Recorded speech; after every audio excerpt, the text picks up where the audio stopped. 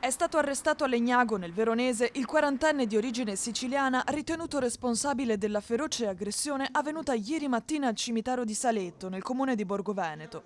L'uomo è accusato di rapina pluriaggravata. Ad incastrarlo le immagini delle telecamere di videosorveglianza che lo hanno ripreso mentre colpiva e derubava del portafoglio un pensionato di 76 anni, in pieno giorno. La vittima, residente poco distante dal Camposanto, era andata come di consueto a far visita ai propri cari, quando l'aggressore, armato di lama, al momento non è chiaro se una forbice o un coltello, lo ha minacciato per farsi consegnare il portafoglio.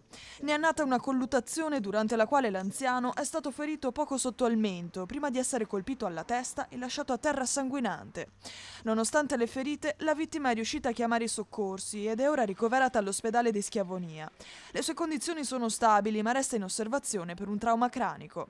Il malvivente, invece, nel giro di poche ore è stato rintracciato e portato in carcere su disposizione della Procura di Rovigo.